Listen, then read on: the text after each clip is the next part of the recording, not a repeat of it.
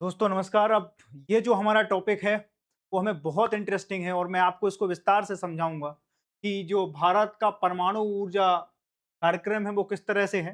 तो भारत ने 3 स्टेज पे जो हमारे जैसे हमारे जो ब्लूप्रिंट तैयार करने वाले परमाणु ऊर्जा का या ऊर्जा संरक्षण का जो हमारा पूरा कार्यक्रम है, परमाणु कार्यक्रम, वो हमारे जो फ़ोरफ़ादर हैं अ, होमी जहांगीर भाभा साहब, उनने जब ये भारत का ब्लूप्रिंट तैयार किया तो उन्हें एक चीज़ क्लियर थी कि हमारे भारत में ना थोरियम जो है वो बहुत बहुत अच्छी मात्रा में पाई जाती है और अगर हम थोरियम पे रिसर्च कर ले गए तो भारत को ऊर्जा आत्मनिर्भरता में कोई नहीं रोक सकता। और उनका एक किताब है उसमें उन्होंने वर्णन किया कि अगर भारत को ऊर्जा के क्षेत्र में आत्मनिर्भर बनना है तो ये कई साल पहले उनके उनका सोचिए विजन देखिए, आज उन्हीं के विजन का पूरा जो कार्यक्रम है वो आज साकार होते हुए हम देख रहे हैं।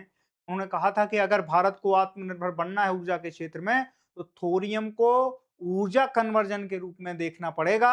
और अगर भारत ये कर ले गया तो आप ये मान के चलिए कि भारत दुनिया के उन उत्कृष्ट देशों में होगा कि जिसका मुकाबला कोई नहीं कर पाएगा। और आज हम उसे साकार होते हुए देख रहा हूं। दुनिया में बहुत ज्यादा उथल-पुथल है, बहुत ज्यादा आपाधापी है, लेकिन उसके बीच में पिछले महीने हमने एक इतना बड़ा अचीवमेंट किया कि जो भारत की ऊर्जा सेक्टर में एक मील का पत्थर साबित हो सकता है। तो इसमें हम क्या करते हैं, तो भारत का जो ऊर्जा रिएक्टर प्रोग्राम है वो 3 चरणों पे काम करता है। पहला चरण है कि यूरेनियम को क्या करते हैं हम, एक हैवी वेट वाटर के तहत हम पहले जो रिएक्टर में वो फ्यूल डालते हैं, तो यूरेनियम कौन-सा डालते हैं, यूरेनियम यू 238 डालते हैं। और ये क्या करता है, जब इसको हम रिएक्टर से इसको इनरेज करते हैं तो ये बहुत सारी क्या निकालता है, इलेक्ट्रिसिटी जनरेट करता है। और जो अगले स्टेज का जो हमें फ्यूल बनता है वो कौन सा बनता है, प्लूटोनियम 239। ठीक है, प्लूटोनियम 239 जब बनता है तो ये क्या करता है, फिर इसको हम क्या करते हैं, फिर इसको हम फास्ट ब्रीडर रिएक्टर में डालते हैं, एफबीआर बोलते हैं इस टेक्नोलॉजी को। और एफबीआर में फिर से डाल के इसको क्या निकालते हैं, अगली स्टेज का ये फ्यूल तैयार करता है। और भारत अभी इसी स्टेज पे पहुंच, प्लूटोनियम 238 को जब हम फास्ट ब्रीडर रिएक्टर में प्रवेश कराते हैं तो इससे जो अभिक्रिया उत्पन्न होती है वो क्या होती है, नेक्स्ट जनरेशन का हमारे पास क्या हो जाता है, एक तो फ्यूल उत्पन्न हो जाता है और दूसरी चीज क्या हो रही है, यहां से भी हमें इलेक्ट्रिसिटी जनरेट हो रही है। और ये कितनी बड़ी बात है, तो ये इतनी बड़ी बात है कि दुनिया में केवल दूसरे इंडिया ही है जो इस टेक्नोलॉजी पे काम कर पा रहा है रसिया के बाद। यहां तक कि चाइना और अमेरिका भी अभी इस टेक्नोलॉजी को अचीव नहीं कर पाए हैं। भारत ने इस टेक्नोलॉजी को अचीव किया है। भारत दुनिया में दूसरा देश हो चुका है। जो अब सोचिए कितनी अच्छी बात है कि मान लो हम छोटी सी चीज डाल रहे हैं किसी चीज को ऊर्जा के रूप में, हम फ्यूल के रूप में जिसको जितना डाल रहे हैं उससे 2 गुना 10 गुना ज्यादा वो चीज उत्पन्न कर रही है। मान लो हम 1 रुपया किसी चीज के लिए खर्च कर रहे हैं और वो 50 गुना होकर हमारे सामने आके निकल निकल जा रही है। ये हमारा अचीवमेंट है। अब जो यूरेनियम हम यहाँ पे यूज कर रहे थे 238 यू 238, वो यहाँ पर जाके कितनी हो गई, यूरेनियम 233। और यूरेनियम 233 बहुत छोटी मात्रा में यूज करना है और इसके एवरेज में एनर्जी कितनी जनरेट होगी, तो इसमें साथ में हम थोरियम मिला देंगे। और थोरियम कितना है, उस समय जब जहांगीर भाभा साहब इसके ऊपर रिसर्च कर रहे थे तो वो कहते थे कि भारत के पास 5 लाख टन यूरेनियम थोरियम है। लेकिन अब जो न्यू डिस्कवरी हुई है इंडिया में वो 8.5 लाख टन से भी ज्यादा की है। तो हमारे पास थोरियम की कोई कमी नहीं है। भारत दुनिया में सबसे ज्यादा अधिक थोरियम प्रोड्यूस करने वाला देश है। भारत के पास जो रिजर्व है थोरियम के वो बहुत ज्यादा हैं। तो हम इस पूरी की पूरी डिस्कवरी से अब क्या कर रहे हैं, हम थोरियम और यूरेनियम का मिक्सचर बना के फिर फिर से उसको काय में डाल रहे हैं, फास्ट ब्रीडर रिएक्टर में। तो इससे क्या होगा, इससे बहुत ज्यादा एनर्जी उत्पन्न होगी और भारत को एनर्जी की कमी महसूस नहीं होगी। बात समझ में आ रही कि नहीं आ रही, ये सारी चीजें हो रही हैं।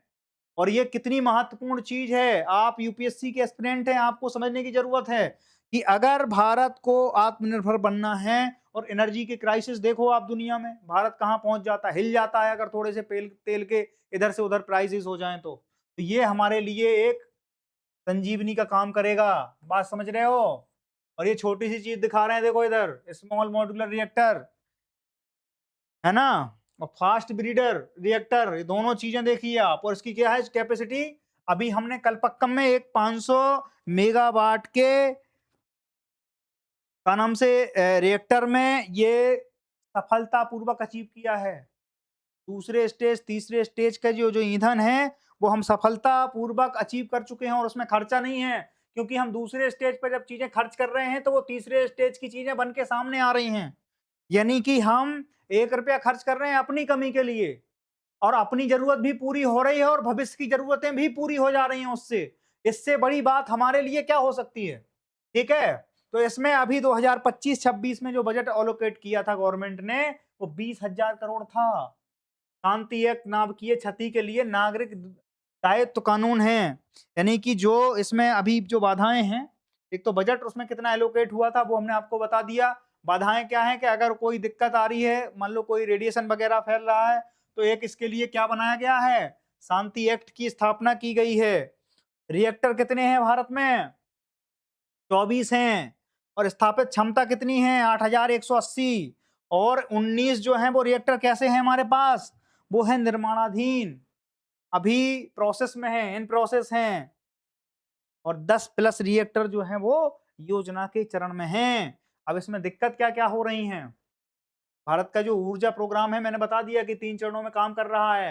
यहाँ पर हम बहुत बड़ा माइलस्टोन्स अभी अचीव कर चुके हैं। उसके बाद भी देश में क्या है, दिक्कतें हैं। दिक्कतें क्या क्या हैं कि जहाँ कहीं भी हम रिएक्टर लगाने की कोशिश करते हैं, क्योंकि अगर थोरियम से हमने अभी अचीव जो किया है उसको अगर पूरे देश में एक नेटवर्क चाहिए, वो एक ग्रिड बनाना है, तो उसके लिए हमें जगह जगह पे क्या करना होगा, रिएक्टर बनाने होंगे। मान लो कि अगर हमें एक जगह बुंदेलखंड में बिजली पैदा करनी है, बिजली को सप्लाई करना है, तो बुंदेलखंड के चारों तरफ के क्षेत्र को क्या करेंगे, हम किसी एक जगह एक रिएक्टर बनाएंगे और उसमें ये पूरी की पूरी क्रिया एनरिच करेंगे, और इस पूरी की पूरी अभिक्रिया के बाद हम वहां बिजली उत्पन्न करेंगे, और बिजली उत्पन्न करेंगे तब जाके वहां की ऊर्जा जरूरतें पूरी कर पाएंगे। लेकिन इन सब में दिक्कतें क्या हैं? दिक्कतें एक है, भूमि अधिग्रहण नहीं करने देते हैं लोग।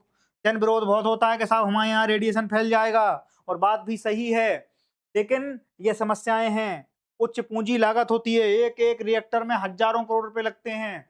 तो इसमें क्या होती है, हैवी मतलब इन्वेस्टमेंट की जरूरत है, जो कि भारत के पास इस समय ज्यादातर सारी चीजों को देखते हुए उतना नहीं है जितना होना चाहिए। ठीक है। और पर्यावरण की सुरक्षा को अभी एक बड़ा मुद्दा है, क्योंकि उच्चतम सुरक्षा मानक हमारे यहाँ फॉलो होना चाहिए, कम कार्बन उत्सर्जन होना चाहिए, परमाणु अपशिष्ट प्रबंधन की पूरी व्यवस्था होना चाहिए, और पर्यावरण के साथ विकास का तालमेल बिठाकर हमें इन चीजों को इम्प्लीमेंट करना चाहिए। बात समझ में आई? तो भारत का परमाणु ऊर्जा कार्यक्रम मैंने एक पूरे के पूरे चार्ट में 10 मिनट में आपको पूरे के पूरा बता दिया है। आपको ये चीज समझ में आ रही है? ये है आज का भारत का परमाणु ऊर्जा कार्यक्रम।